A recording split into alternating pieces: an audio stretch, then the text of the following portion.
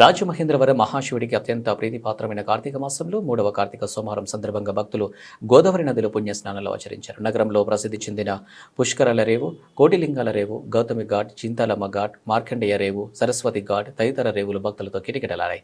నగరంలో ఉన్న శివాలయాలు మార్కండేయ స్వామి ఆలయం, కోటిలింగేశ్వర స్వామి ఆలయం, విశ్వేశ్వర స్వామి ఆలయం మరియు పలు శివాలయాలు ఓం నమ శివాయ అంటూ భక్తులు శివనామస్మరణతో మారుమోగాయి. కార్తీక మాసంలో అధిక సంఖ్యలో భక్తులు ఉపవాస దీక్షలు, కేదారేశ్వర స్వామి వ్రతాలు, వీరభద్ర స్వామి సంబరాలు, సత్యనారాయణ స్వామి వ్రతాలు ఆచరిస్తారు. లోక కళ్యాణం పలువురు కార్తీక దీపోత్సవాలు నిర్వహించడం విశేషం. సర్వే జన సుఖినో భవంతు.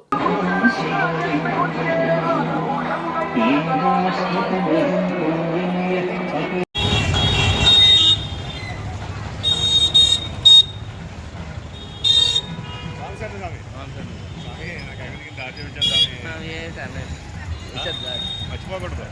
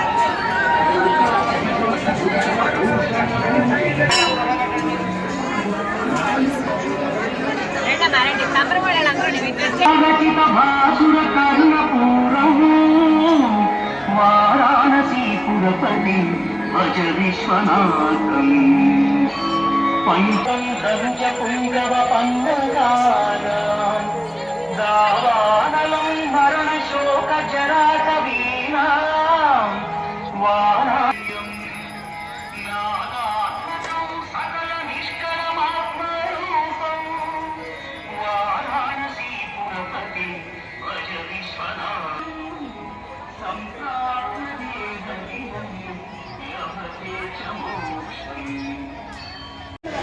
దేవుకు చివరిగా వెళ్ళి స్నానం చేశారు.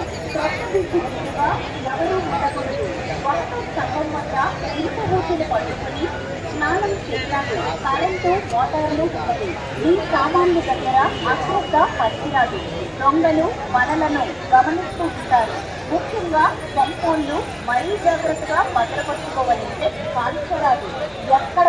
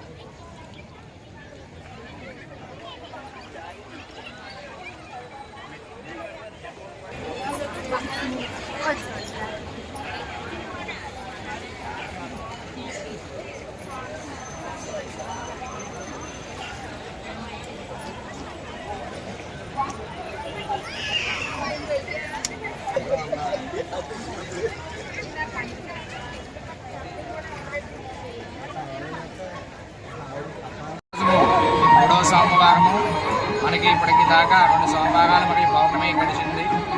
ఈ రోజు చాలా అత్యంత విశేషమైనటువంటి రోజుగా పరిగణింపబడుతుంది. ఎందువల్ల అనగా 3వ సోమవారం నాడు వ్రతాలు, నోములు మరియు వేదాలు వ్రతకల్పాలు, సత్యనారాయణ వ్రతకల్పాలు, వ్రతకల్పాలు చేసుకోవడానికి అందరికీ అనుకూలమైనటువంటి సమయం.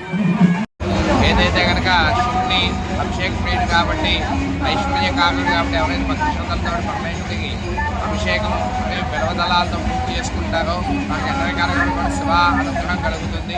అదేవిధంగా శివలోకానికి అన్ని రకాలుగా కూడా మార్గం చేకూరుతుంది. కాబట్టి భక్తి శ్రద్ధలతో అందరూ కూడా ఈ సోమవారాన్ని వినియోగించుకుని ఎవరు కూడా మరవకుండా ఈ ఏదైతే దీపదానాలు, శాలిగ్రామ దానాలు అనేటువంటిది, స్వయంభాగ దానాలు మరియు వస్త్రదానం ఇచ్చినట్లయితే కనుక అన్ని రకాలుగా కూడా మనకి పరమేశ్వరుడు అనుగ్రహం కలుగుతుంది.